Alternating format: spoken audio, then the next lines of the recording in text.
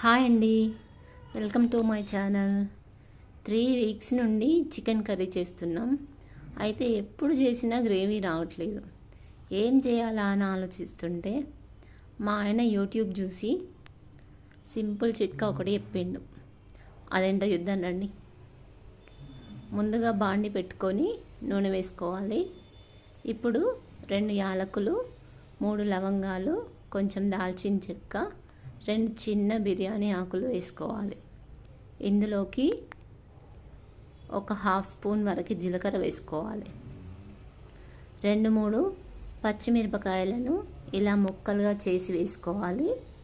ఇప్పుడు మా ఆయన చెప్పిన చిట్కా ఏంటంటే ఉల్లిపాయలను ఎక్కువ మోతాదులో చాలా చిన్నగా కట్ చేసుకొని వేసుకుంటే గ్రేవీ వస్తుందట.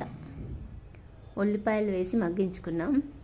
తర్వాత 1 స్పూన్ పసుపు, 1 స్పూన్ అల్లం వెల్లుల్లి పేస్ట్ వేసి కలుపుకొని చికెన్ వేసి మొత్తం అంతా ఒకసారి కలిపి మూత పెట్టిన. అంతే, ఇక కరెంట్ పోయింది. మిగతాది ఎలా షూట్ చేయాలి? మా ఆయన ఫోన్లో టార్చ్ ఆన్ చేసా, నా ఫోన్లో షూట్ స్టార్ట్ చేసిన.